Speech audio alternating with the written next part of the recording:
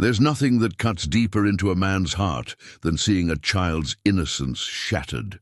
Sheriff Tom Marlowe had spent 23 years protecting the people of Cedar Ridge, but he never expected the day when he'd have to face the darkest kind of betrayal.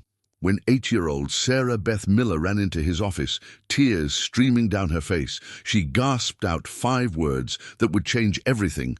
The stagecoach driver did it again. Tom had heard her wild stories before and brushed them off, but this time, when he saw the terror in her eyes and followed where her shaking finger pointed toward the old oak grove, he discovered something that would tear their quiet town apart. The trusted man who brought mail and passengers to Cedar Ridge every week had been hiding a secret so dark it would shock everyone who thought they knew him. What could a trusted stagecoach driver have possibly done to terrify a child so completely? Before we jump back in, tell us where you're tuning in from.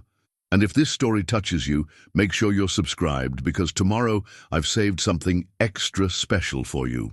The morning sun cast long shadows across Main Street as Sheriff Tom Marlowe stepped onto the wooden porch of his office, coffee mug in hand. Cedar Ridge stretched before him like a painting, weathered storefronts, the blacksmith's forge already, sending smoke spiraling into the clear sky and the familiar sounds of a frontier town coming to life. At 58, Tom had seen this view nearly every morning for over 2 decades, and it still brought him a measure of peace. His fingers traced the worn surface of the silver star pinned to his vest, his father's badge, and his grandfather's. Before that, the metal had lost much of its shine over the years, but Tom felt its weight more keenly now than when he'd first inherited it. 3 generations of Marlowes had worn this badge, each man trying to leave the world a little better than he'd found it.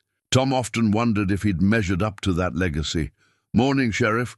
Martha Miller's voice drew him from his thoughts. She was hurrying down the street, her arms full of fabric for the dress shop she ran with her daughter Sarah Beth.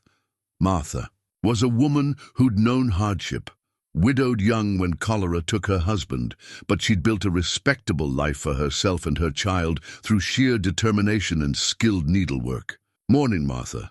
How's that little girl of yours?" Martha's face lit up with the pride only a mother could show. "Growing too fast, I'm afraid. She's got her nose in every book Doc Patterson lends her, asking questions about everything under the sun.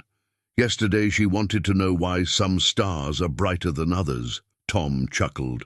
Sarah Beth Miller was one of those children who seemed to absorb the world around her with wide-eyed wonder. At 8 years old, she had the kind of curiosity that reminded Tom of his own daughter, Catherine, who died of fever when she was just 6. That had been 15 years ago, but the ache still caught him at unexpected moments. The sound of approaching hoofbeats drew their attention. Ben Hartwell's stagecoach rounded the corner, dust swirling in its wake.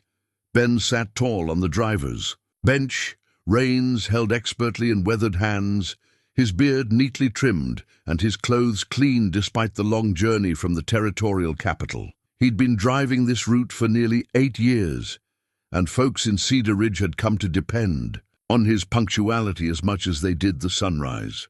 "Right on time as always," Martha observed, waving to Ben as he guided the horses toward the depot. Ben touched the brim of his hat in acknowledgement, flashing the easy smile that had made him welcome in parlors and at dinner tables throughout the territory. He was the kind of man people trusted instinctively, quiet when it came to gossip, reliable with their mail and packages, and always ready with a kind word for the children who gathered to watch the horses. Tom had known Ben since he'd first taken the driving job. He was a bachelor, kept to himself mostly, lived in a small cabin just outside town. There'd never been any trouble with him, never any complaints. In fact, Ben had proven himself particularly good with children, often bringing small gifts, penny candy, picture books, simple wooden toys, for the youngsters who waited eagerly for the stagecoach's arrival. "I'd better get these fabrics too." "The shop," Martha said, shifting her bundle. "Mrs. Patterson wants her new dress finished by Sunday, and you know how particular she can be about her stitching." Tom nodded, watching Martha hurry away. Doc Patterson's wife was indeed particular. But then again, most of the women in Cedar Ridge took pride in their appearance, despite the harsh frontier conditions. It was one of the things Tom admired about the people here, their determination to maintain civilization and dignity even when the world seemed determined to strip both away. The town was fully awakening now. Jake Morrison's hammer rang out from the blacksmith shop where he was already at work on Mrs. Henderson's broken wagon wheel. The scent of fresh bread drifted from the bakery where old Wilhelm Brenner had been up since before dawn preparing the day's loaves. Mayor Whitfield emerged from his house, straightening his tie and checking his pocket watch, a man who believed that proper attire was essential to maintaining authority, even in a place where authority often came down to who could shoot straightest and think fastest. Tom finished his coffee and headed back inside. His office was sparse but functional, a desk covered with reports and correspondence, a gun rack holding his Winchester rifle and a spare shotgun, a pot-bellied stove that would keep him warm when winter returned, and in the corner a small cot where he sometimes spent the night when trouble was brewing. 2 cells occupied the back of the building, though they rarely held anyone more dangerous than cowboys sleeping off too much whiskey. Deputy Carl Hayes was already at his desk, updating the daily log with his careful penmanship. Carl was 24, eager, and still believed that justice was a simple matter of following the law and treating people fairly. Tom envied him that certainty. Experience had taught Tom that justice was often messier, more complicated, and sometimes came at a price higher than anyone wanted to pay. "Anything overnight?" Tom asked, settling into his chair. "Quiet as a church service," Carl replied, though Mrs. Peterson stopped by earlier to complain about her neighbor's rooster again. "Says it's been crowing before dawn every morning for a week." Tom suppressed a smile. Mrs. Peterson's ongoing war with the neighbor's rooster had become something of a town tradition. "I'll speak with them both later. Sometimes these things just need a gentle word." The morning routine continued, reviewing reports, checking on the town's safety, planning the day's rounds. Tom had learned long ago that effective law enforcement in a small town was less about dramatic confrontations and more about knowing people, understanding their troubles, and catching small problems before they became large ones. It was work that required patience, wisdom, and the kind of judgment that only came with years of experience.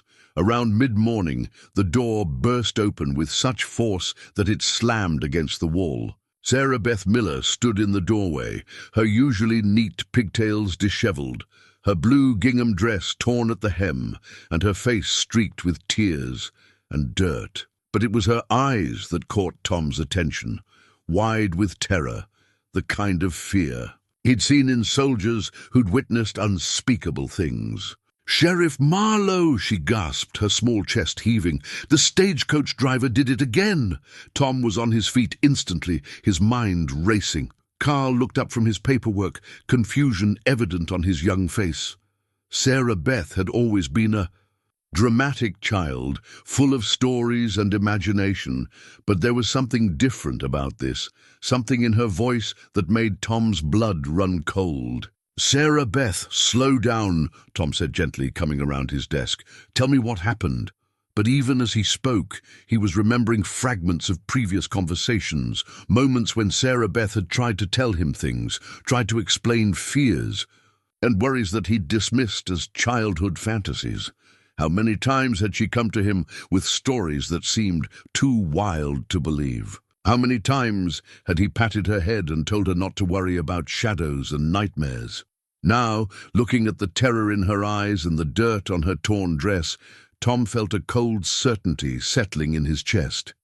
This wasn't imagination. This wasn't a child's fantasy.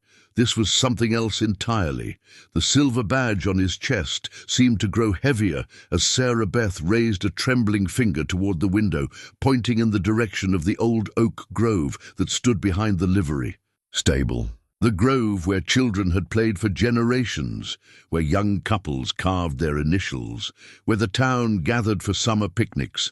The grove where something terrible had happened to a child who'd tried to tell him the truth. Tom reached for his hat, his movements deliberate and grim. Whatever Sarah Beth had discovered, whatever she'd witnessed, it was about to change everything.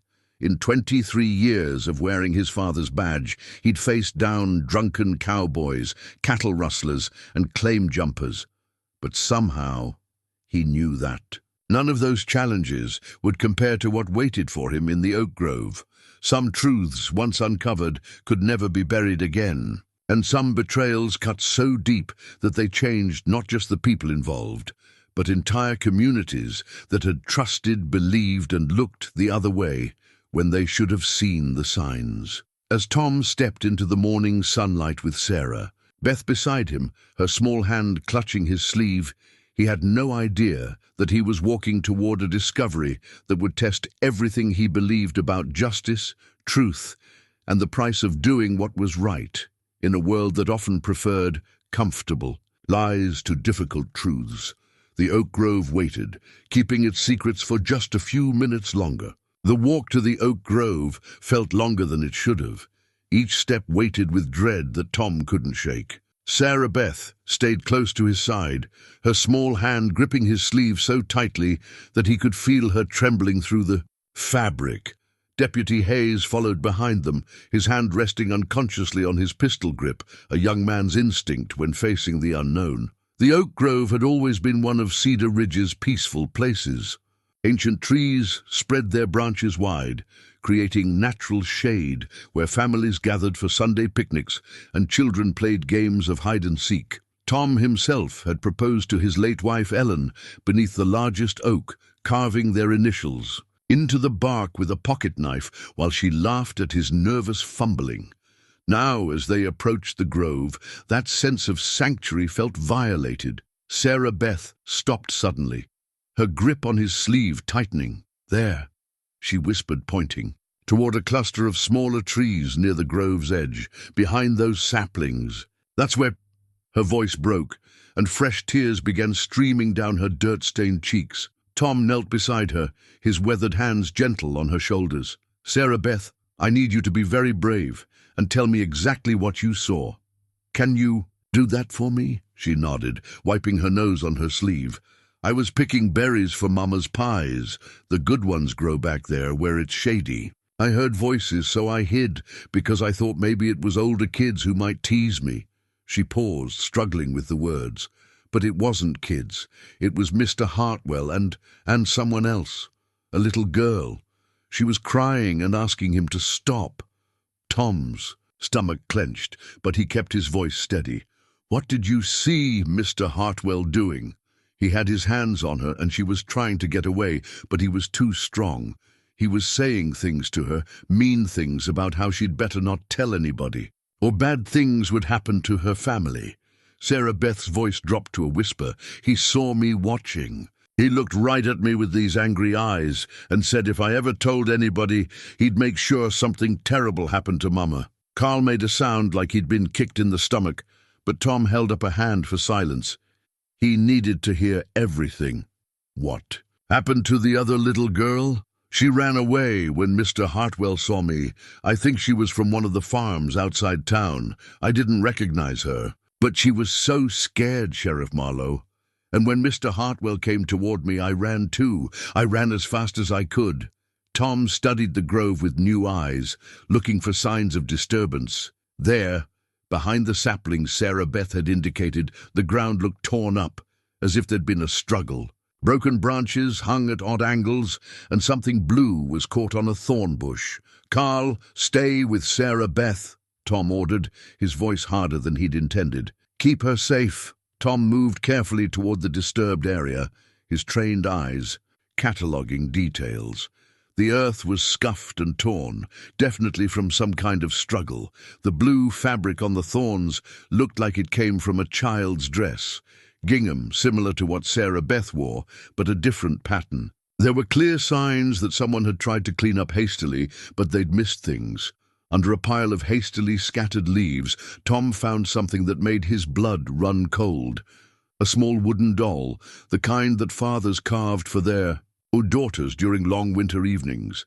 One arm was broken off, and a button eye was missing. But more disturbing were the stains on the doll's simple dress, dark stains that Tom recognized from 23 years of investigating crimes. He carefully wrapped the doll in his handkerchief and continued searching. There were partial footprints in the soft earth, a man's boots, size 10 or 11, and the smaller prints of bare feet that had clearly been trying to run away. The story the ground told was ugly and clear. "Sheriff?" Carl's voice was tight. "With concern. I'm coming," Tom called back, but his eyes caught something else. Partially buried under the broken branches was a piece of paper. He picked it up carefully and unfolded it. A child's drawing in colored pencils, the kind teachers had children make during school lessons. It showed a house with smoke coming from the chimney, stick figures of a family, and at the bottom, written, in a child's careful letters, "My Family" by Emma Thornton. Tom knew the Thorntons. They lived on a small farm about 5 miles east of town, struggling to make a living from stubborn soil and unpredictable weather. He'd met their daughter Emma a few times, a shy girl with dark hair who rarely spoke, above a whisper. She would be about 9 years old now, and she often came to town with her father when he needed supplies. The pieces were falling into place with sickening clarity. Ben Hartwell's stagecoach route took him past the Thornton farm twice a week. A man in a position of trust, who everyone welcomed, who had easy access to isolated families and their children. Tom walked back to where Carl waited with Sarah Beth, his mind racing. How long had this been going on? How many children had Ben Hartwell hurt? And why had no one seen the signs? But even as he asked himself that question, Tom knew the answer. People saw what they wanted to see. They trusted who they wanted to trust. Ben Hartwell was reliable, steady, helpful, everything a frontier community needed in someone they depended on. The idea that such a man could be capable of hurting children was so unthinkable that people would naturally dismiss any evidence to the contrary, including Tom himself, who now remembered with growing horror the times Sarah Beth had tried to tell him things, tried to express fears and concerns that he'd brushed off as childish imagination. "Carl," he said quietly, "I want you to take Sarah Beth back to her mother. Tell Martha what's happened, but ask her to keep it quiet for now. Then I want you to ride out to the Thornton farm and speak with Emma carefully. If what I suspect is true, we're going to need to handle this very delicately." "What about Ben Hartwell?" Carl asked. Tom's hand moved instinctively to his pistol. "I'll handle Ben." The walk back to town felt different than the walk out. Tom was no longer a sheriff going to investigate a child's wild story. He was a lawman who'd found evidence of something that would shake Cedar Ridge to its foundation. The comfortable certainties that had defined his world for decades were crumbling, replaced by the harsh reality that evil could hide behind the most trusted faces. Ben Hartwell would be finishing his route about now, settling the horses at the livery stable and preparing for his next departure. Tom found him there just as expected, brushing down the lead horse with practiced efficiency. He looked up as Tom approached, that same easy smile he'd always worn. "Afternoon, Sheriff. Beautiful day, isn't it?" "Ben, I need to talk with you." "Of course. What can I do for you?" But Tom was watching Ben's eyes now, and for the first time he saw something there that he'd missed before. A calculation, a wariness, as if Ben were constantly evaluating threats and opportunities. How had he never noticed that before? "There's been a report of some trouble out at the Oak Grove. I'd like to know if you saw anything unusual there this morning." Ben's hands never stopped moving on the horse's flank, but Tom caught the slight hesitation before he answered. "Oak Grove. Can't say I did, Sheriff. Came straight in from the Territorial Road. Why? What kind of trouble?" "Someone hurt. A child there." Now Ben's hands did stop just for a moment. When he resumed brushing, his movements were slightly more aggressive. "That's terrible. I hope you catch whoever did it. Can't understand how anyone could hurt a child." The words were right, but something in Ben's tone was wrong. Too controlled. Too careful. Tom had questioned enough guilty men to recognize the signs. Ben, I'm going to need you to come with me to the office. Just to answer a few questions, help us sort this out. Ben straightened slowly, his grip tightening on the brush. For a moment Tom thought he might run, and his hand moved closer to his gun. But then Ben nodded, that false smile never wavering. Of course, Sheriff. Anything I can do to help. As they walked toward the office, Tom felt the weight of his father's badge more heavily than ever before. Justice wasn't always complicated, but it was never easy. And sometimes the hardest part wasn't catching the guilty. It was accepting that people you trusted, people your community depended on, could be capable of unthinkable things. The real investigation was just beginning. The interrogation room in the back of Tom's office had seen its share of uncomfortable conversations over the years, but nothing quite like this. Ben Hartwell sat across from Tom at the scarred wooden table, his hands folded calmly in front of him, still maintaining that easy smile that had fooled an entire town for years. Tom opened the leather-bound logbook he'd retrieved from Ben's Stagecoach. Ben, I'd like to go over your routes for the past few months, just to establish a timeline. Sure thing, Sheriff, though I have to say I keep pretty good records myself. Ben's voice carried just the right note of helpful cooperation, but Tom was listening with different ears now. According to this, you make stops at the Thornton farm twice a week. That's right. Tuesdays and Fridays, usually around noon. Good folks, the Thorntons, having a hard time with that farm, though. Poor soil. Tom flipped through the pages, noting something that hadn't seemed significant before. I see some gaps here. Days when you were supposed to make the run, but didn't. Complete it until the following day. Ben's smile flickered for just a moment. Sometimes the weather delays things, or there's trouble with the horses. You know how it is. Were any of those delays near the Thornton place? Could be. I'd have to check my personal notes to be sure. Tom made a note in his own book. We'll need to see those notes, Ben. The door opened and Carl entered, his face pale. He handed Tom a folded piece of paper. The Thornton visit, he said quietly. Tom unfolded the paper and read Carl's careful handwriting. His jaw tightened as he absorbed the details. Emma Thornton had indeed been approached by Ben Hartwell on multiple occasions. She'd been too frightened to tell her parents, convinced that speaking up would bring harm to her family. The pattern was becoming clear and sickening. Ben, I'm going to ask you directly. Have you ever inappropriately touched or threatened any children on your route? Ben's mask finally slipped. The friendly demeanor vanished, replaced by something cold and calculating. That's a serious accusation, Sheriff. I hope you have more than the word of a confused child. I have evidence from the Oak Grove. I have a witness, and I have other children who are starting to tell their stories. Ben leaned back in his chair, no longer bothering to pretend. Children have such active imaginations. They see monsters everywhere. Tom felt his anger rising but kept his voice level. Carl, I want you to search Ben's cabin. Get Doc Patterson to help you. He knows what to look for. You can't do that without— I can and I will, Tom interrupted. This is a territorial matter now, Ben. The judge will back my authority. As Carl left, Tom continued studying the logbook. Now that he knew what to look for, the pattern was obvious. The unexplained delays always corresponded with farms where families had young daughters. The gaps in documentation occurred near isolated homesteads, where a man could disappear for hours without anyone questioning his whereabouts. An hour later, Carl returned with Doc Patterson. Both men looked shaken. We found a lockbox buried under the cabin floorboards, Doc said quietly, setting a small wooden chest on the table. Ben, I think you need to explain what's in here. Tom opened the box and immediately wished he hadn't. Inside were personal items that clearly belonged to children.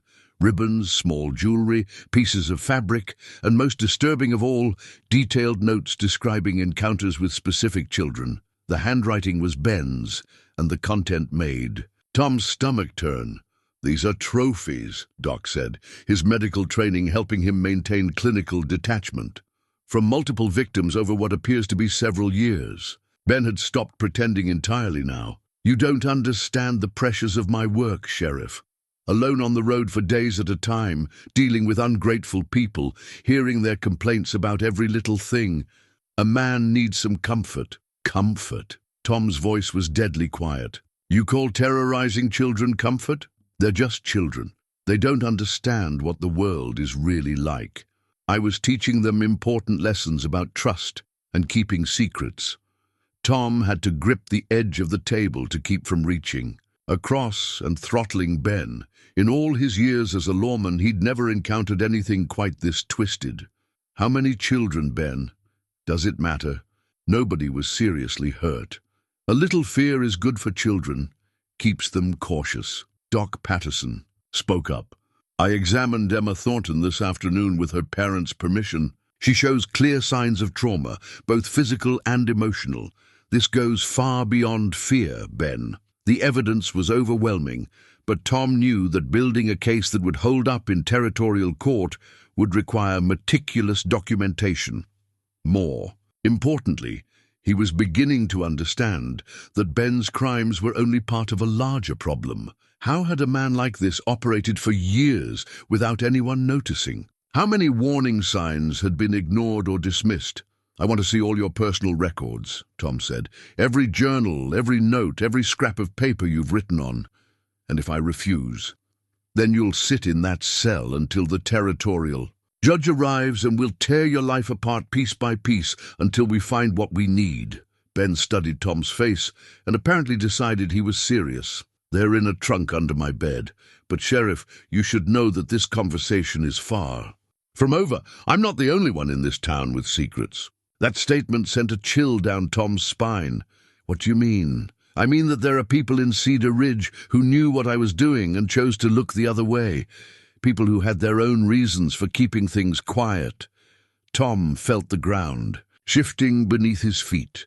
Bad enough that they'd had a predator operating in their midst for years. But the possibility that others had known and done nothing, that was a betrayal of a different magnitude entirely. "Names, Ben.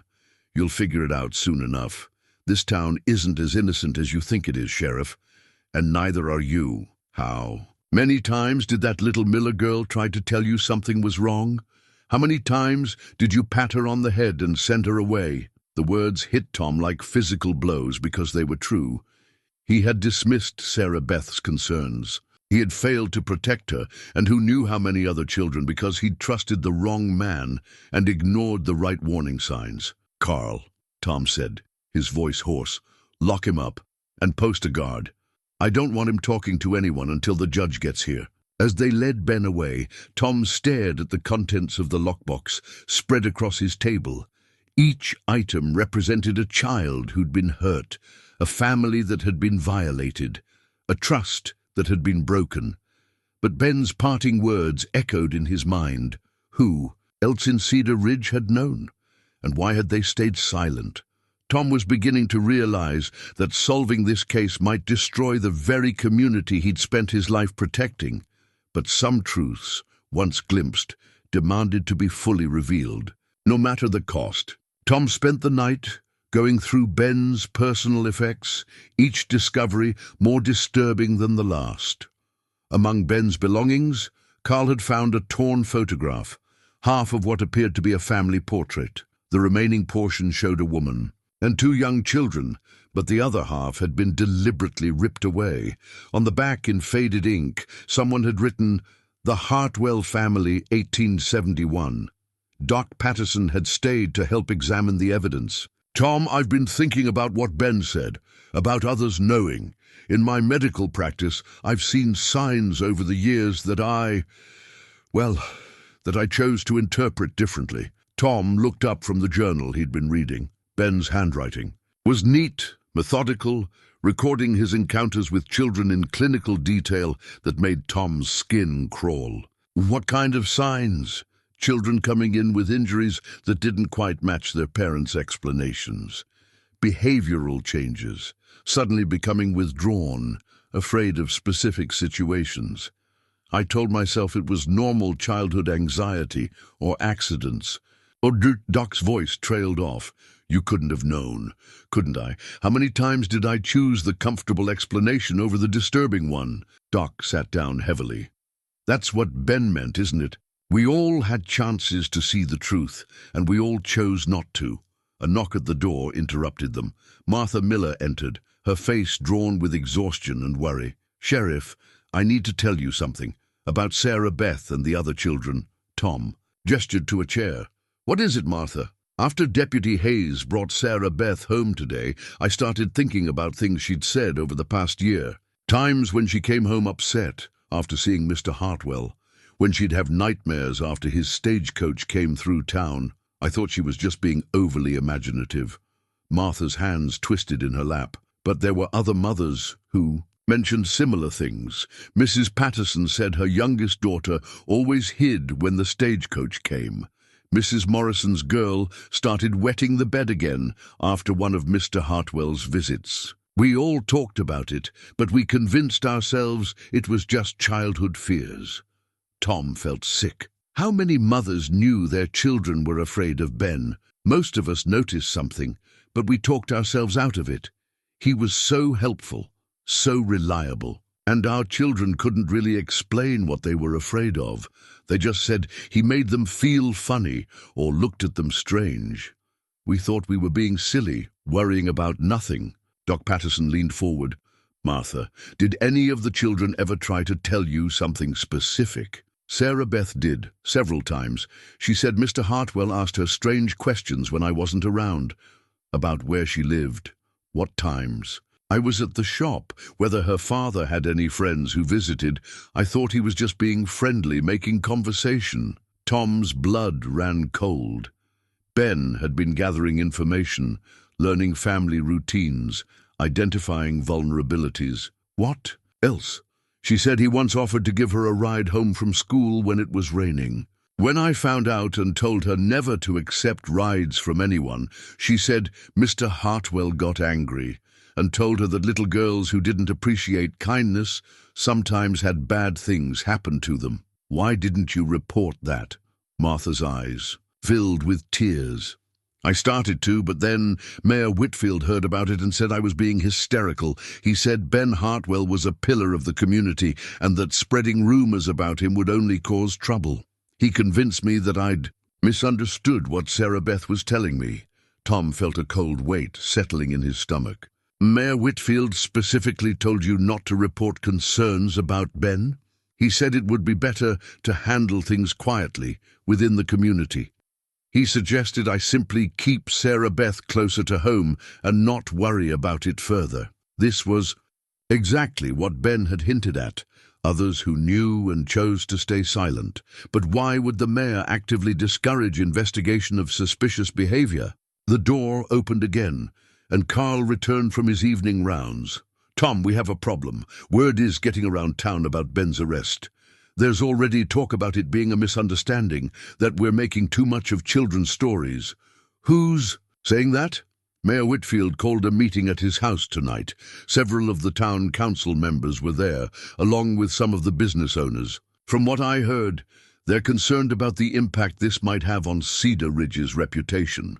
Tom stood up, anger building in his chest. "The impact on our reputation? What about the impact on the children Ben hurt?" "That's just it," Carl said quietly.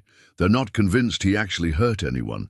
They think this whole thing is being blown out of proportion." Martha spoke up. "That's because their children weren't the ones being targeted. Ben was smart about who he chose.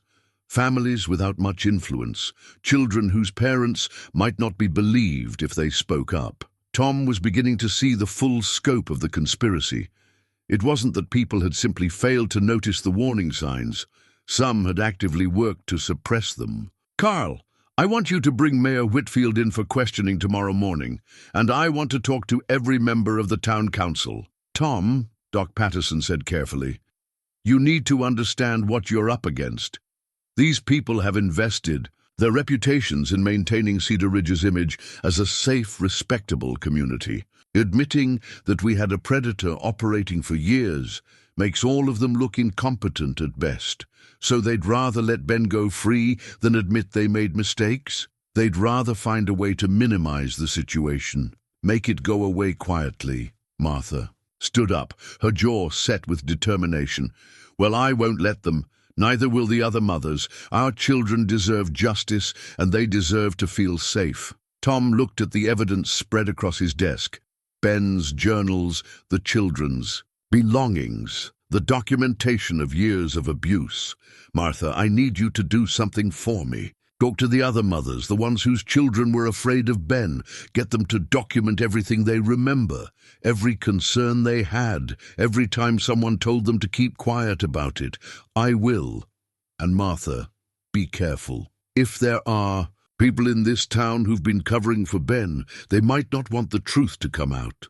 After Martha left, Tom sat alone with the evidence. Ben's journal contained references to friends who helped him identify suitable targets and understanding people who could be counted on to discourage complaints. The picture emerging was of a network of complicity that went far beyond one twisted individual. Carl stood by the window, looking out at the quiet street. Tom, what if we're wrong about this? What if we're destroying innocent people's reputations based on assumptions? Tom picked up Emma Thornton's drawing, found crushed and dirty in the oak grove, where a child had dropped it while fleeing from a predator. Carl, sometimes being a lawman means choosing between what's comfortable and what's right. We took an oath to protect people, especially those who can't protect themselves, even if it destroys the town, especially then. Because what good is a town built on lies and protected by silence? Tom locked Ben's evidence in his safe and prepared for what he knew would be the most difficult investigation of his career. Tomorrow, he would start asking the hard questions that would force Cedar Ridge to confront the ugly truth about itself. Some secrets, once exposed, changed everything. And Tom was beginning to understand that saving the children of Cedar Ridge might require destroying the community as he'd always known it. Tom rode out at dawn to interview families in the surrounding area, leaving Carl to handle the growing tension in town. The territorial judge wouldn't arrive for another week, and Tom needed to build an ironclad case before political pressure could undermine the investigation. The Thornton farm lay 5 miles east of Cedar Ridge, a modest spread carved from unforgiving land through backbreaking labor. Tom found Jim Thornton mending fence, while his wife Helen hung laundry that snapped in the morning breeze. Their daughter Emma sat on the porch steps, clutching a cornhusk doll and watching Tom's approach with wary eyes. "Sheriff Marlowe," Jim called out, setting down his tools. "Heard you arrested Ben Hartwell. Hard to believe such a thing could happen." Tom dismounted, noting how Emma shrank back against the porch post when he approached. "Jim, I need to ask you and Helen some questions about Ben's visits here." Helen emerged from behind the sheets, her face drawn with worry. "Emma's been having terrible nightmares since your deputy was here yesterday. She won't tell us what's wrong, just keeps saying she's sorry." Tom knelt down to Emma's eye level, speaking gently. "Emma, you haven't done anything wrong. Sometimes grown-ups do bad things, and it's never the child's fault." The little girl's eyes filled with tears. "But Mr. Hartwell said if I told, Papa would lose the farm. He said men from the bank would come and take everything away." Tom felt his anger surge. Ben had used the family's financial struggles to silence his victim. "Emma, that's not true. Your papa's farm is safe and no one will take it away because—" "You told the truth." "He said other things too," Emma whispered. "He said if I was bad and told secrets, something terrible would happen to Mama." Helen gasped and pulled her daughter into her arms. "Oh, sweetheart, why didn't you tell us?" "I was scared. And he said all grown-ups have secrets. And the sheriff had secrets too, so I couldn't trust anybody."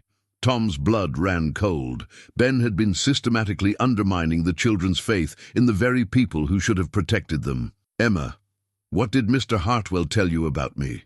"He said you knew about bad things happening to children, but you didn't care because you had your own bad things to hide." The psychological manipulation was even more sophisticated than Tom had realized. Ben hadn't just threatened the children, he'd poisoned their ability to seek help by convincing them that all authority figures were corrupt. Tom spent an hour with the Thorntons, documenting Emma's experiences and Jim's observations about Ben's behavior during his visits. The pattern was consistent. Ben would arrive when the men were working in distant fields, engage the children in seemingly innocent conversation, then gradually become more inappropriate while making subtle threats about what would happen if anyone found out. The next stop was the Peterson farm, where Tom learned that their 8-year-old son Tommy had become terrified of the mail delivery after several encounters with Ben. Mrs. Peterson had mentioned her concerns to Mayor Whitfield, who had assured her that Ben was simply being friendly and that she was overreacting to normal adult-child interactions. At the Morrison place, Tom discovered that their daughter Lucy had stopped speaking entirely for 2 weeks after one of Ben's visits.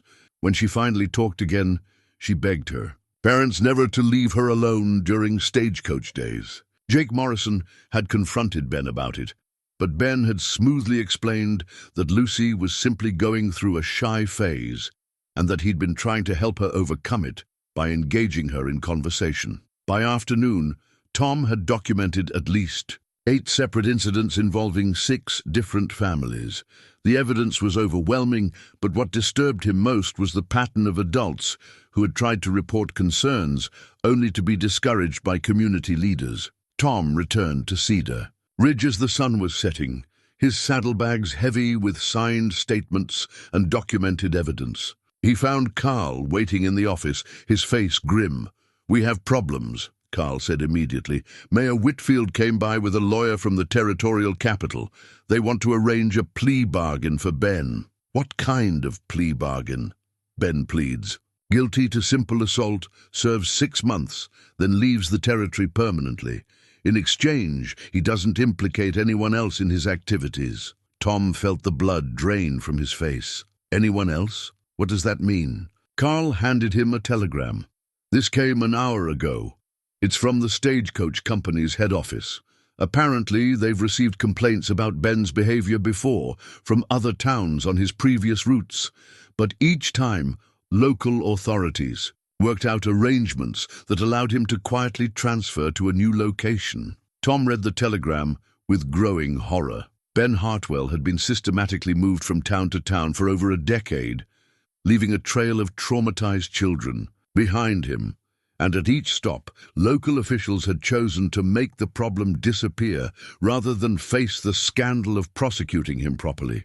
"There's more," Carl continued. "I found this hidden in Ben's lockbox." He handed Tom a small leather journal, different from the others they'd discovered. This one contained names, dates, and what appeared to be payments made to various officials in different towns. Tom opened the journal and found Cedar Ridge listed among the entries. Next to Mayor Whitfield's name was a series of payments, small amounts but consistent over several years. The purpose was listed simply as protection services. Carl, Ben wasn't just a predator operating alone, he was part of a network. Officials who knew what he was doing were taking money to help him avoid prosecution. That's impossible. Mayor Whitfield would never. "Look at the evidence." Tom spread the journal entries across his desk. "Ben has been paying people to look the other way, to discourage complaints, to help him move on when things got too hot." Carl stared at the entries, his face pale. If this is true, then half the territorial government could be involved. Tom locked the evidence in his safe and checked his weapons. "Carl, I want you to send a telegram to the Territorial Marshal's office. Tell them we need federal intervention. This is bigger than Cedar Ridge, bigger than we can handle alone." "What about the plea bargain?" "There won't be any plea bargain, not while I'm wearing this badge." That evening, Tom walked the quiet streets of Cedar Ridge, seeing his town with new eyes. How many other children had been hurt while trusted officials took money to keep quiet? How many families had been told their concerns were unimportant, while their children suffered in silence? The silver badge on his chest felt heavier than ever. 3 generations of Marlowes had worn it with pride, believing they were protecting their community. Now Tom realized that sometimes protecting people meant destroying the very institutions they trusted. As he passed the oak grove where Sarah Beth had made her terrible discovery, Tom made a promise to himself and to all the children who had been failed by the adults who should have protected them. No matter what it cost him personally, no matter how many powerful people he had to bring down, he would see this through to the end. Justice wasn't just about punishing Ben Hartwell anymore. It was about exposing an entire system of corruption that had allowed predators to operate with impunity. And if that meant tearing Cedar Ridge apart to save it, then that's what Tom Marlowe was prepared to do. The next morning brought unexpected visitors to Tom's office. Mayor Whitfield arrived with two men Tom didn't recognize, well-dressed strangers with the soft hands and sharp eyes of territorial politicians. They settled into chairs without being invited, their confidence suggesting they were accustomed to getting their way. "Sheriff Marlowe," Mayor Whitfield began, his tone carefully measured, "I'd like you to meet Territorial Attorney Harrison Mills and Judge Advocate Samuel Pierce. They've come to help us resolve this unfortunate situation with Ben Hartwell." Tom remained standing behind his desk, his hand resting near his gun. "I wasn't aware we needed outside help resolving anything." Mills spoke up, his voice smooth and practiced. "Sheriff, we understand you've been conducting an investigation into some alleged misconduct. We're here to ensure that this matter is handled with the discretion and efficiency that serves everyone's best interests." "Everyone's best interests? What about the children who were victimized?" Pierce leaned forward. "Of course, the children are our primary concern, but we must also consider the broader implications. False accusations can destroy innocent lives and entire communities." Tom felt his anger rising. "False accusations? I have documented evidence of systematic abuse spanning multiple families. You have the confused stories of frightened children and circumstantial evidence that could be interpreted many ways," Mills countered. "In territorial court, such evidence rarely results in convictions. It would be far better for everyone if we could arrange a quiet resolution." Mayor Whitfield cleared his throat. "Tom, these gentlemen have extensive experience with cases like this. They're offering Ben a chance to accept responsibility for minor infractions in exchange for leaving the territory permanently. No trial, no publicity, no damage to Cedar Ridge's reputation." Tom stared at the mayor, remembering the payment entries in Ben's journal. "And what happens to the next town Ben settles in? What happens to the children there?" "That's not our concern," Pierce said bluntly. "Our responsibility is to the people of this territory." The office door opened, and Martha Miller entered, followed by Helen Thornton and three other mothers from the surrounding farms. Their faces were determined, their posture defiant. "Sheriff Marlowe," Martha said, ignoring the visitors, "we've been talking with our children, and we want you to know that we support whatever action you think is necessary. These children deserve justice." Mills stood up, his expression annoyed. "Mrs. Miller, is it? I understand your maternal instincts, but this is a legal matter that requires careful consideration of all the facts." "I know all the facts I need to know," Martha replied sharply. "My daughter was terrorized by a man this community trusted, and when she tried to tell people about it, she was ignored or told to keep quiet. That's not going to happen anymore." Helen Thornton stepped forward. "Mr. Mills, my daughter still wakes up screaming in the night. She's afraid to leave our property, afraid that the bad man will come back for her. How is a quiet resolution going to help her heal?" Pierce's tone became condescending. "Mrs. Thornton, children are remarkably resilient. With time and proper guidance, these traumatic memories will fade. A prolonged legal proceeding would only reinforce their distress." Tom watched the mothers' faces harden at this dismissal of their children's suffering. These were frontier women who had survived droughts, Indian raids, and economic hardship through sheer determination. They would not be easily intimidated by smooth-talking politicians. "Gentlemen," Tom said quietly, "I think you should leave now." Mills's eyes narrowed. "Sheriff, you're making a serious mistake. We're offering you a way to resolve this matter that protects everyone involved." If you insist on pursuing a full investigation, you may find that certain irregularities in your own conduct come to light." The threat was subtle but clear. Tom felt a cold certainty settling in his chest. What irregularities would those be? Oh, various oversights in your record-keeping, questions about evidence handling, suggestions that you may have exceeded your authority in conducting searches without proper warrants, Pierce said casually. The territorial government takes a dim view of sheriffs who can't follow proper procedures. Tom realized they were prepared to destroy his reputation and career if he didn't cooperate. But looking at the faces of the mothers standing in his office, thinking about Sarah Beth's terror and Emma's nightmares, he knew he had no choice. "Get out," he said, his voice deadly quiet. Mills stood slowly. "This is your final opportunity to handle this reasonably, Sheriff. After we leave, the offer is withdrawn. Then it's withdrawn. And gentlemen, if I find out that either of you has any connection to the corruption I've uncovered, I'll come for you next." After the politicians left, Tom sat down heavily. The mothers remained, their expressions worried but determined. "Sheriff," Martha said, "what did they mean about irregularities in your conduct? They're prepared to manufacture charges against me if I don't drop the investigation. It's an old tactic, discredit the investigator to discredit the evidence." Helen Thornton's eyes flashed with anger. "They can't do that, can they? They can try, and they have more political influence than I do." The women exchanged glances, and Tom saw something pass between them, a silent communication that spoke of shared resolve. "Sheriff," Martha said, "what would you need to build a case so strong that they couldn't tear it down?" Tom thought carefully. "More evidence, more witnesses, and documentation that proves the corruption goes beyond just Ben. Well, but most importantly, I'd need the Territorial Marshal's office to take over the investigation before local politicians can interfere."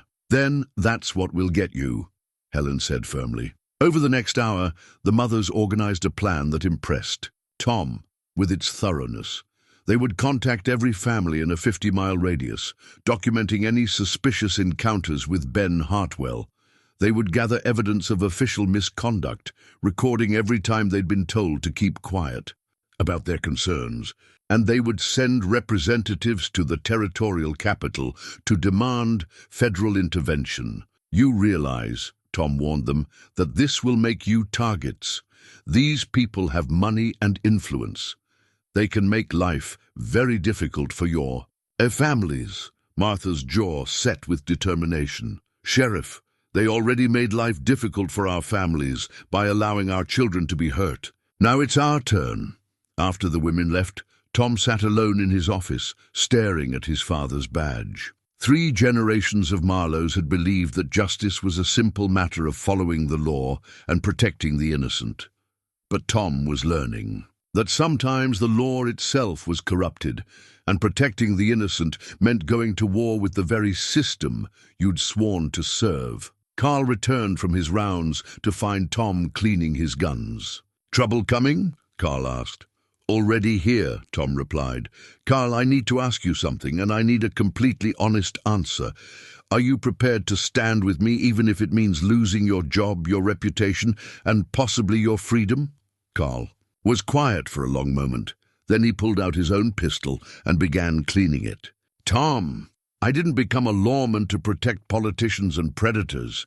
I became a lawman to protect people like Emma Thornton and Sarah Beth Miller." Tom felt a surge of gratitude for his young deputy. "Then we'd better get ready, because we're about to find out what justice really costs." The revelation came from an unexpected source. Doc Patterson arrived at Tom's office just after midnight, clutching a leather medical bag and looking like a man who'd aged 10 years in a single day.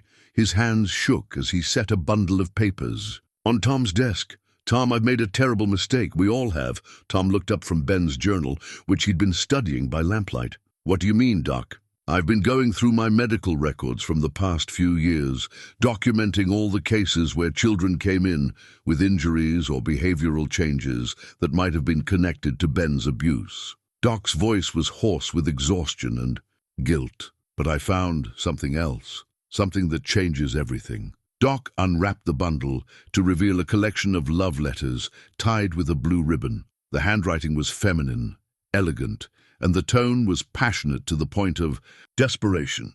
"Where did you find these?" Tom asked, though he was already dreading the answer. "Hidden in Ben's cabin behind a loose board in the wall. Your deputy missed them during the first search because they were wrapped in oilcloth and wedged deep into the wall cavity." Tom picked up the first letter and immediately recognized the stationery, expensive paper with a watermark that he'd seen before in the mayor's office. The letter was signed with an ornate E and dated just 3 months ago. "My dearest Ben," Tom read aloud, "I cannot bear another day of this pretense. When you look at me during Sunday services, I feel my heart might burst from the joy and the agony of our secret. I know what you are, what you've done, but I also know the gentleness you show me. Perhaps together we can help you overcome these dark impulses that plague you." Tom's blood ran cold as he realized what he was reading. "Doc, this is Eleanor Whitfield, the mayor's wife." Tom rifled through the other letters, his horror growing with each page. Eleanor Whitfield had not only known about Ben's crimes against children, she'd been romantically involved with him while he committed them. More disturbing still, she seemed to believe she could save him through her love. "There's more," Doc said grimly. He produced another set of documents from his bag. "I found these in Eleanor's medical file. She's been seeing me for what she described as nervous conditions related to guilt and anxiety. During our sessions, she's made several statements that I now realize were confessions." Tom studied Eleanor's medical records, noting Doc's careful notations of her emotional state and fragmentary admissions of knowledge about terrible things happening in the community. She knew, Doc. She knew what Ben was doing to those children, and she not only failed to stop him, she helped cover it up. "It gets worse." Doc pulled out a final document, a property deed. "The oak grove where Sarah Beth saw Ben assault that child? Eleanor owns that land. She inherited it from her father years ago but never told anyone, including her husband. Ben was using her property as his private hunting ground." Tom felt the pieces clicking into place with sickening clarity. She was providing him with a safe location where he could assault children without fear of discovery. And when parents started asking questions or children tried to report what happened, Eleanor would use her influence as the mayor's wife to discourage investigations. She convinced herself that she was protecting Ben from false accusations while simultaneously protecting the children from unnecessary trauma. Tom stood up and began pacing. This explains why Mayor Whitfield was so quick to dismiss complaints. About Ben, his wife was feeding him information that made the report seem unreliable or exaggerated. "Tom, there's something else you need to know. I've been treating Eleanor for what I thought was hysteria, but now I realize she's been having a complete psychological breakdown. She's been talking about ending the suffering and making things right. I'm concerned she might hurt herself or someone else." The implications hit Tom like a physical blow. Eleanor Whitfield wasn't just a co-conspirator. She was a woman driven to the edge of madness by guilt and obsession. And if she felt cornered by the investigation, there was no telling what she might do. "Where is she now?" "I don't know. She missed her appointment today, and her husband said she'd gone to visit her sister in the territorial capital. But I checked. She has no sister." Tom grabbed his gun belt and headed for the door. "Doc, I want you to go wake up Carl and bring him to the Whitfield house. Then find Martha Miller and the other mothers, and make sure they keep their children close tonight." The Whitfield house sat on a small hill overlooking Cedar Ridge, a 2-story frame structure that represented prosperity and respectability. As Tom approached, he noticed that most of the windows were dark, except for a single lamp burning in what he knew was Eleanor's sitting room. He knocked on the front door and waited. After several minutes, Mayor Whitfield answered, dressed in a nightgown and looking confused and worried. "Sheriff Marlowe? What brings you here at this hour?" "I need to speak with your wife, Mayor." Whitfield's face went pale. "Eleanor isn't here." She's visiting her sister in... She doesn't have a sister, Mayor, and we both know she hasn't left town. Whitfield stared at Tom for a long moment, then stepped aside to let him enter. She's in her sitting room. She's been unwell lately. Very upset about something, but she won't tell me what's wrong. Tom found Eleanor Whitfield sitting by the window, staring out at the dark street below. She was still fully dressed despite the late hour, and her normally perfect hair hung loose around her shoulders. On the table beside her were several more. Letters in Ben's handwriting and a small pistol that Tom recognized as a lady's derringer. Mrs. Whitfield? She turned to look at him, and Tom was shocked by the change in her appearance. Eleanor had always been a beautiful woman, immaculately groomed and composed. Now her eyes were hollow, her skin pale, and her hands trembled visibly. "Sheriff Marlowe, I've been expecting you." Tom kept his voice gentle but alert. "Eleanor, I know about your relationship with Ben Hartwell. I know about the letters, the Oak Grove, everything." She laughed, a sound devoid of humor. "Do you? Do you know what it's like to love someone so completely that you convince yourself you can change? Their very nature? Do you know what it's like to watch children suffer and tell yourself that you're protecting everyone by keeping quiet? Eleanor, Ben manipulated you. He used your feelings to—" "No!" She stood up abruptly, the derringer clutched in her hand. "You don't understand. I thought I could save him. I thought if I showed him enough love, enough acceptance, he would stop hurting those children. I was trying to protect everyone." Tom raised his hands peacefully. "I understand that you believed you were helping, but Ben continued to hurt children. Even after you tried to change him." Eleanor's face crumpled. "I know. God help me, I know. Every time another child came to you, or to Doc Patterson with their stories, I told myself it was the last time. I convinced Charles to discourage the investigations because I believed Ben would stop if we just gave him more time." "Eleanor, where is Ben now?" She stared at him with wild eyes.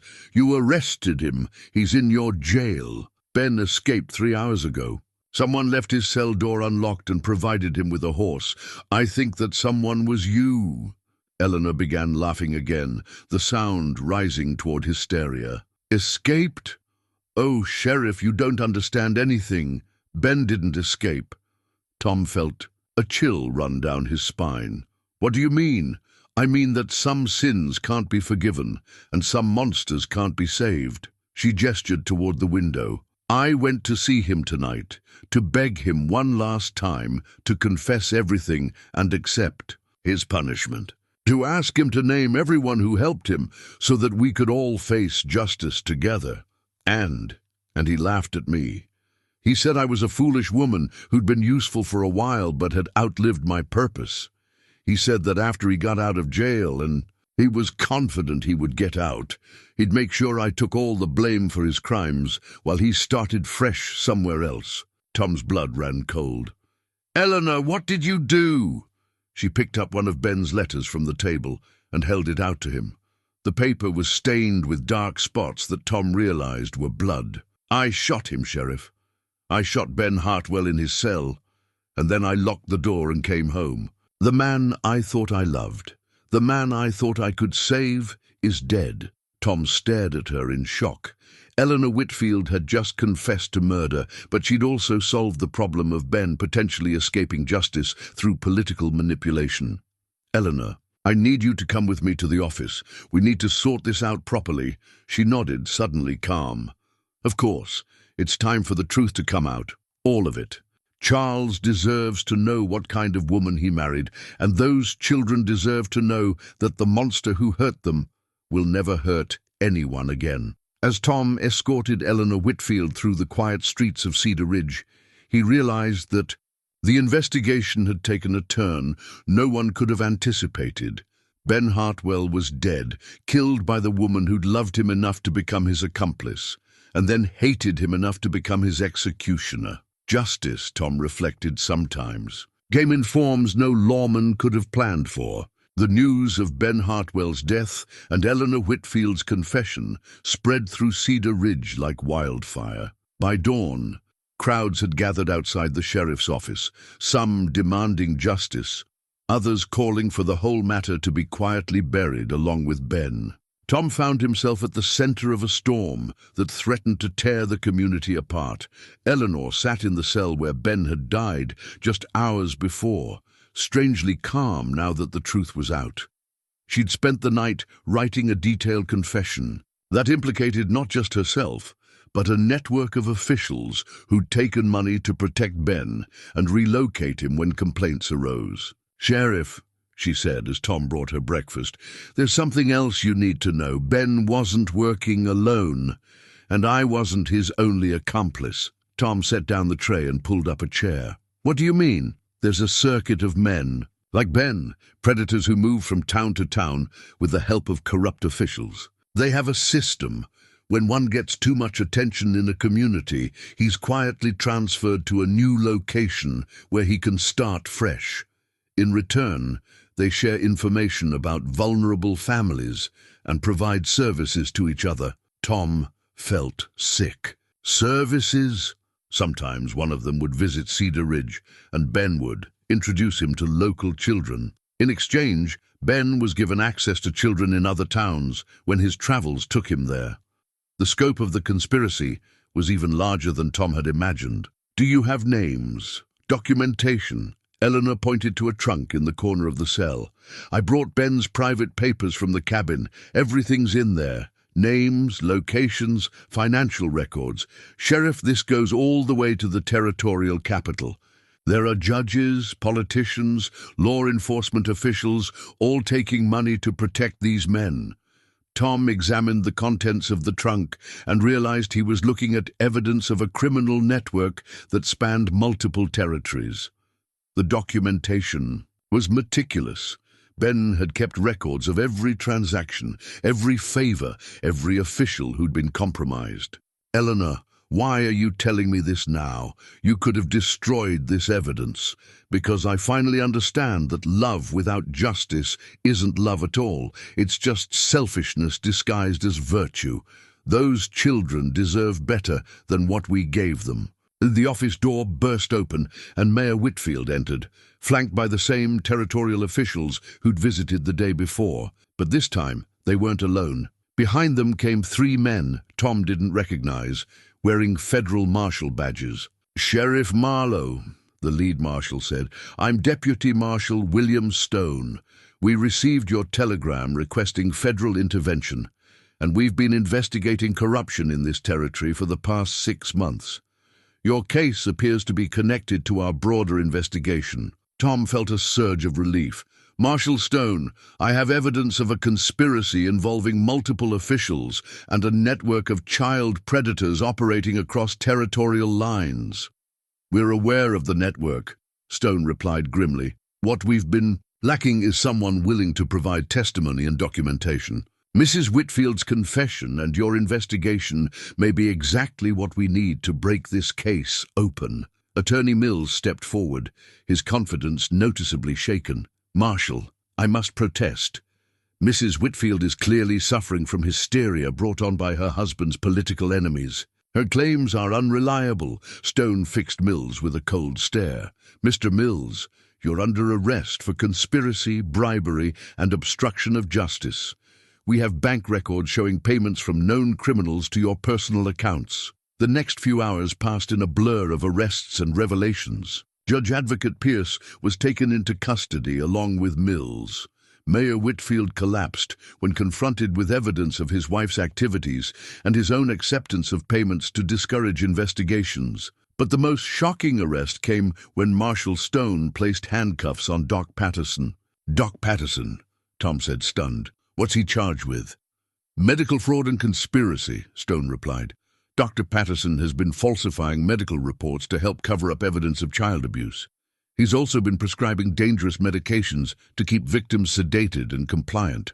Tom stared at Doc Patterson in disbelief. "Doc, tell me this isn't true." Patterson's face was gray with shame.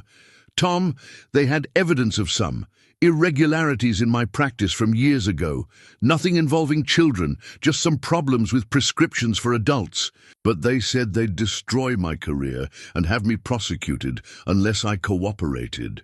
So you helped them hurt children to protect yourself? I thought I was just minimizing documentation, making things easier for families who didn't want publicity. I never realized how many children were being hurt until you started this investigation. Tom felt another piece of his world crumble. Doc Patterson had been his friend for over a decade, a man he'd trusted with his own family's medical care. To learn that Doc had been complicit in covering up child abuse was almost more than Tom could process. Martha Miller arrived with a group of mothers and several children, including Sarah Beth and Emma Thornton. The children stayed close to their mothers, but Tom could see they were beginning to stand straighter, their eyes showing less fear than they had in weeks. "Sheriff Marlowe," Martha said, "we heard about the arrests. The children wanted to thank you for believing them and fighting for them." Sarah Beth stepped forward, her small hand reaching for Tom's. "Sheriff, is it really over? Is the bad man really gone?" Tom knelt down to her level.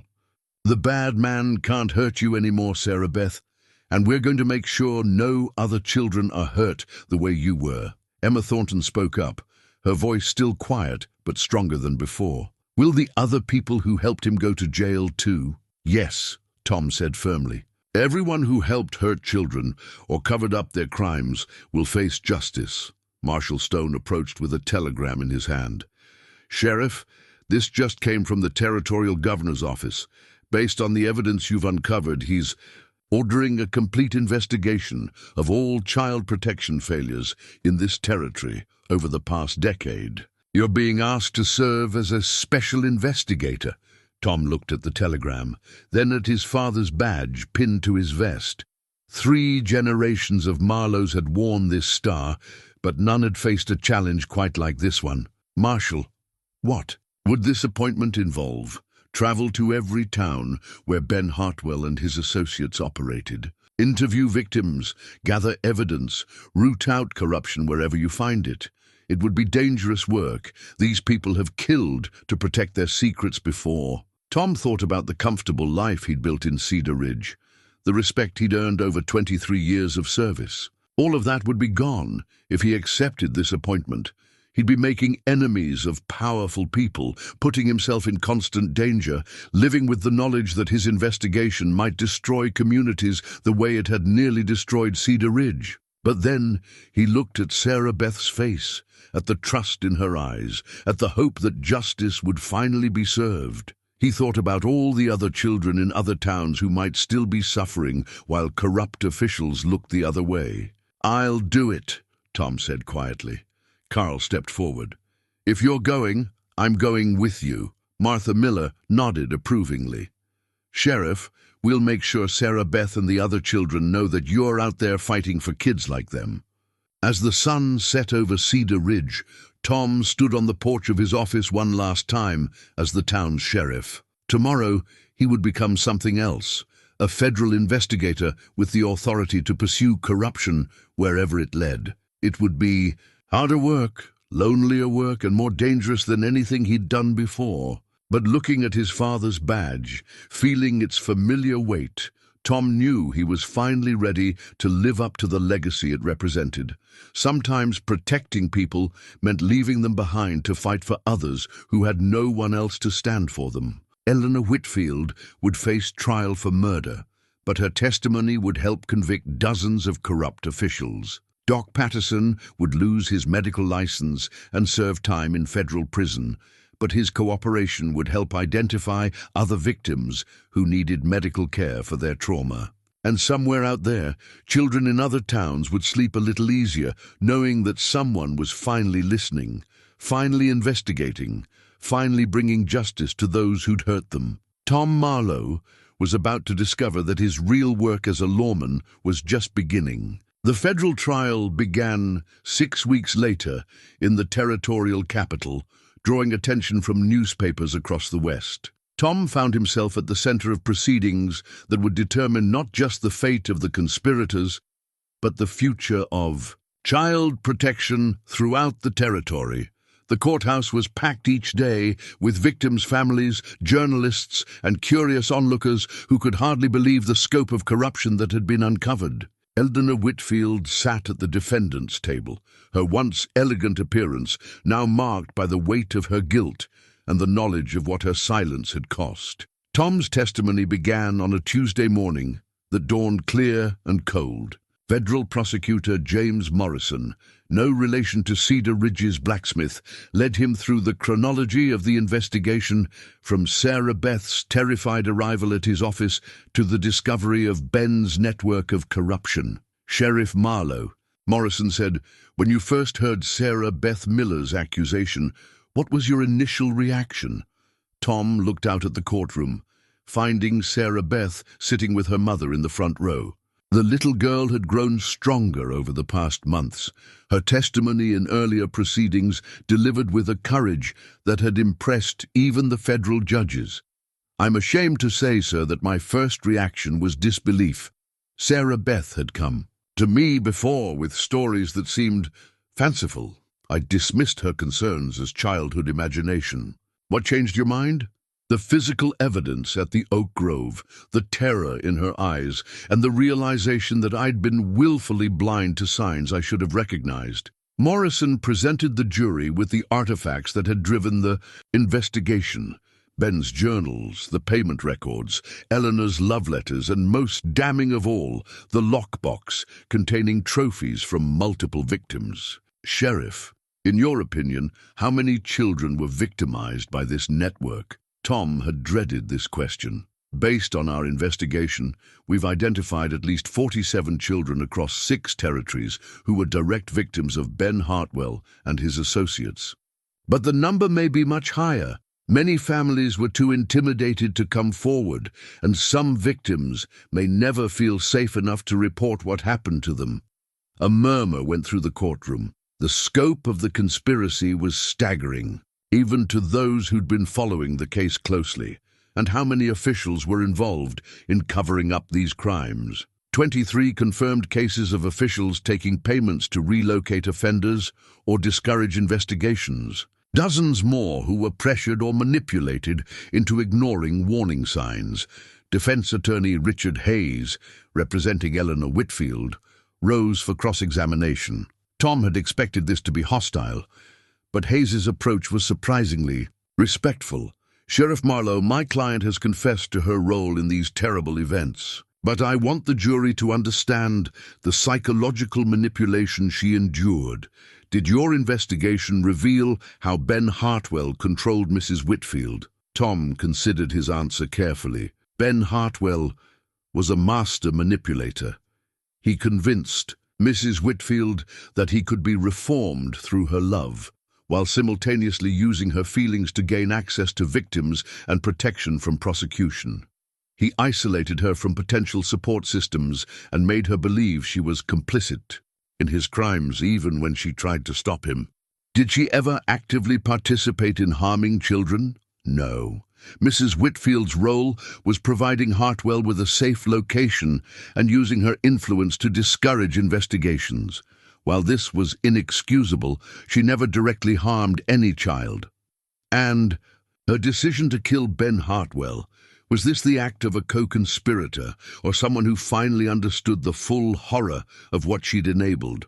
Tom looked at Eleanor, seeing the tears streaming down her face as she listened to testimony about the children who'd been hurt while she remained silent. "In my opinion, Mrs. Whitfield killed Ben Hartwell because she finally realized that justice, through the legal system, might be thwarted by the very corruption she'd helped enable. She chose to ensure he could never hurt another child, even though it meant exposing her own crimes." The prosecution's case was devastating. Victim after victim took the stand, many now adults, describing encounters with Ben Hartwell and other predators in the network. Their parents testified about being discouraged from reporting incidents, about being told their children were mistaken or lying. Martha Miller's testimony was particularly powerful. She described the guilt of dismissing her daughter's fears, the anger of learning that officials had actively worked to protect the man who'd terrorized Sarah Beth. Mrs. Miller, Prosecutor Morrison asked, "What do you want to see come from this trial? I want every parent to know that when their child tells them something is wrong, they should listen. I want every official to understand that protecting children is more important than protecting reputations. And I want my daughter to grow up in a world where adults choose courage over comfort when children's safety is at stake." When Sarah Beth Miller took the stand, the first child witness in the trial, the courtroom fell completely silent. At 9 years old, she spoke clearly and bravely about what Ben Hartwell had done, what she'd tried to tell adults, and how she'd felt when no one listened. "I was scared all the time," she said, her small voice carrying clearly through the courtroom. "But I was more scared that if I told the truth, something bad would happen to Mama. Mr. Hartwell said that's what happened to children who told secrets." Tom watched the jury's faces and saw the moment when any remaining doubt about the conspiracy's reality vanished. These 12 men and women understood that they weren't just deciding the fate of the defendants, they were determining whether children's voices would be heard and believed. The testimony phase concluded with Eleanor Whitfield taking the stand. In her own defense, not to deny her guilt, but to accept full responsibility and help the jury understand how the corruption had operated. Eleanor Whitfield's testimony was the most dramatic moment of the trial. She spoke for 3 hours, detailing not just her relationship with Ben Hartwell, but the entire network of corruption that had enabled predators to operate with impunity across the territory. "I want the court to understand," she said, her voice steady despite the tears streaming down her face, "that I am not asking for mercy. I am asking for justice, not just for me, but for every child who suffered because of my silence." She described how Ben had initially presented himself as a lonely man seeking companionship, gradually revealing his crimes while convincing her that he could be reformed.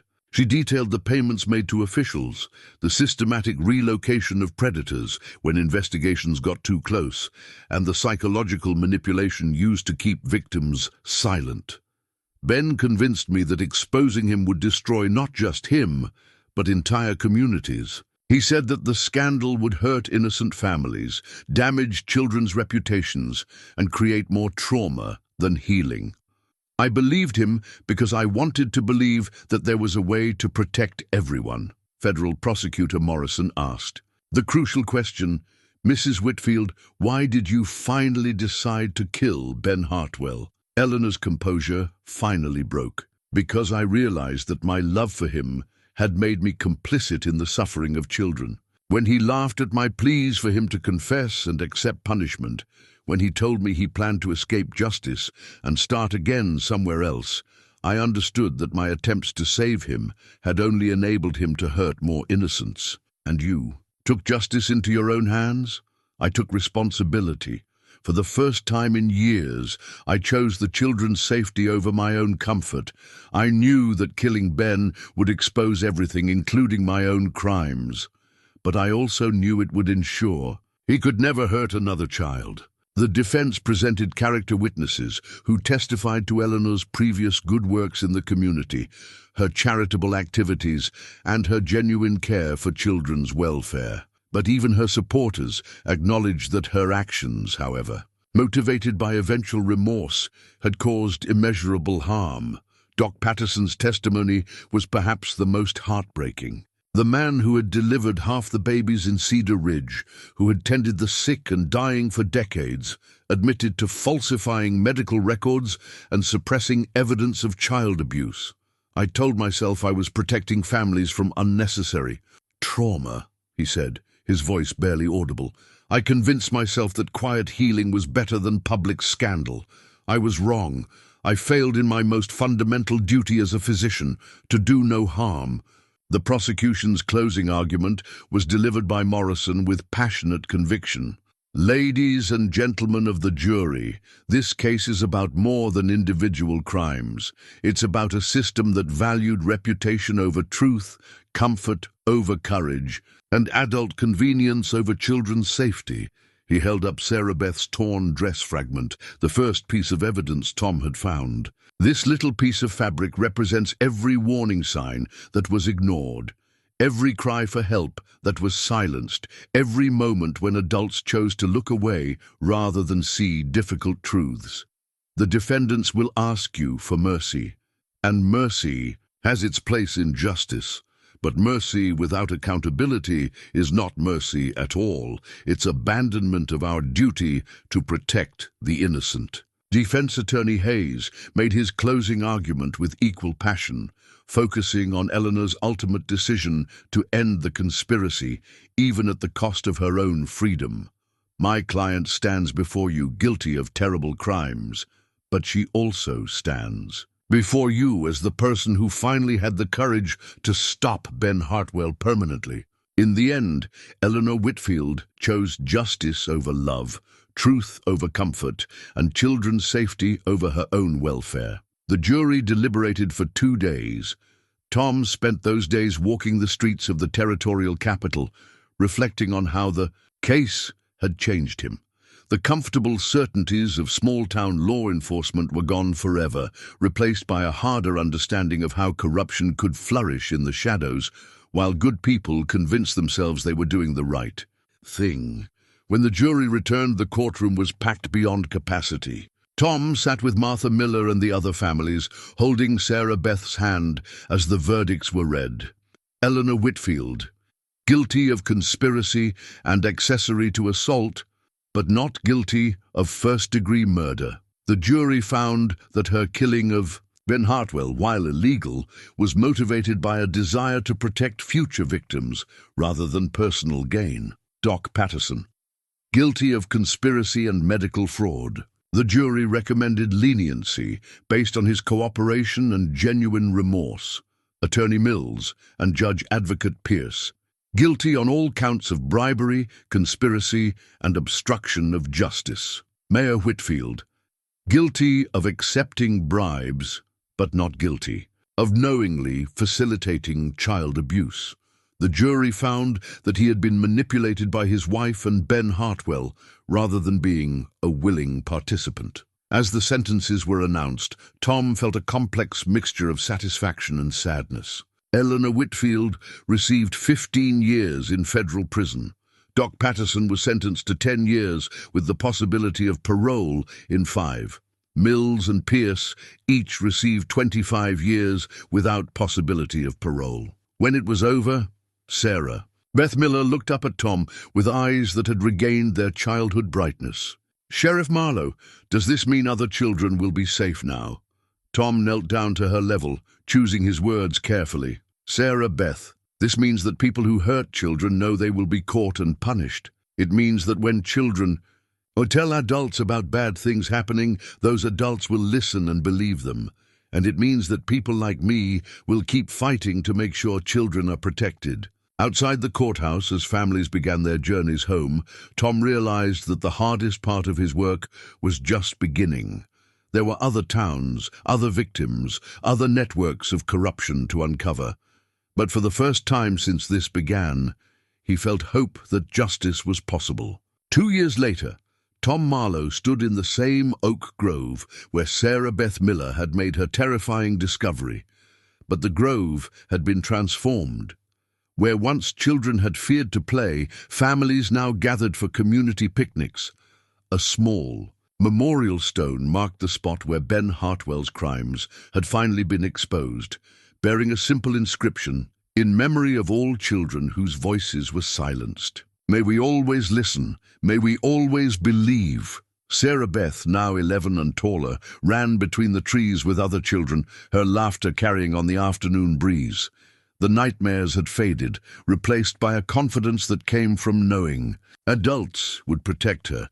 She'd become something of a local hero, speaking at schools throughout the territory about the importance of telling trusted adults when something felt wrong. Tom's work as a federal investigator had taken him to 37 communities over the past 2 years. The network Ben Hartwell had been part of was larger and more sophisticated than anyone had imagined, spanning multiple territories and involving hundreds of officials. But piece by piece, victim by victim, the conspiracy had been dismantled. The cost had been enormous. Tom's investigation had resulted in over 200 arrests, the resignation of 2 territorial governors, and the complete restructuring of child protection laws across the West. Communities had been forced to confront uncomfortable truths about their willingness to trust authority over evidence, comfort over courage. But there had been victories too. New protocols required law enforcement to investigate all reports of child abuse, regardless of the accused person's standing in the community. Medical professionals were trained to recognize signs of abuse and mandated to report suspicions. Most importantly, children's testimony was given the same weight as adult testimony in court proceedings. Martha Miller approached Tom as he watched the children play. She had become a powerful advocate for child protection, traveling with Tom to help other communities understand the importance of listening to their children. "How many more cases are pending?" she asked.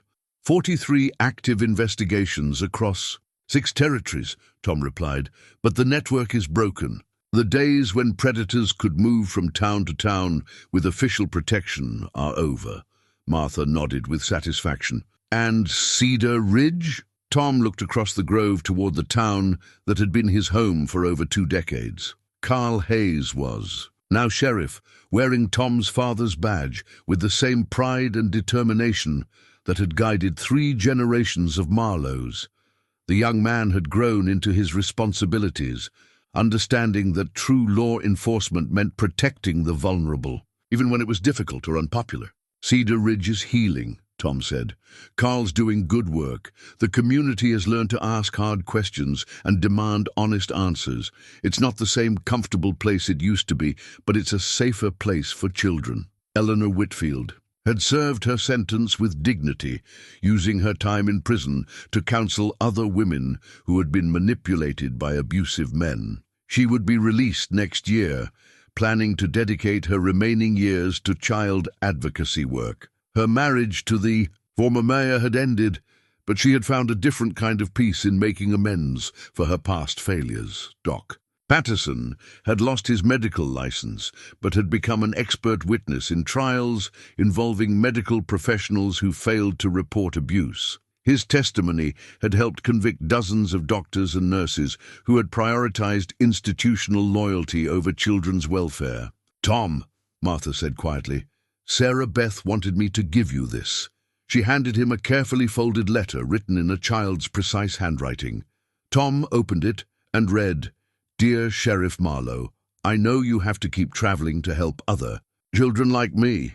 That makes me sad because I miss having you in Cedar Ridge, but it also makes me proud because I know you're keeping other kids safe. I wrote a story for school about how you taught me that telling the truth is always the right thing to do, even when it's scary. My teacher said it was the best story she ever read. I hope someday when I'm grown up I can help children the way you helped me.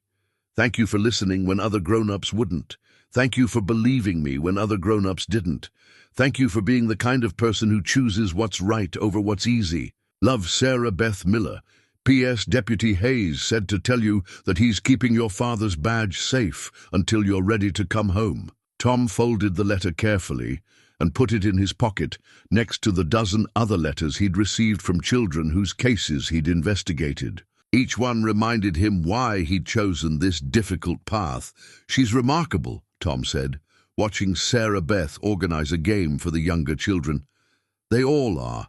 These children who found the courage to speak up, to testify, to trust adults. Again, after being failed so badly. Children are resilient," Martha agreed, "but they shouldn't have to be. That's why this work matters." Tom's horse was waiting at the edge of the grove, saddled for another journey to another town where children needed someone to listen, to believe, to fight for justice. This life of constant travel, of staying in unfamiliar hostile communities was harder than he'd imagined, but it was also more meaningful than anything he'd done before. As the sun began to set over Cedar Ridge, casting long shadows across the grove, Tom mounted his horse and took one last look at the community that had shaped him. It was no longer his home. His home now was wherever children needed protection.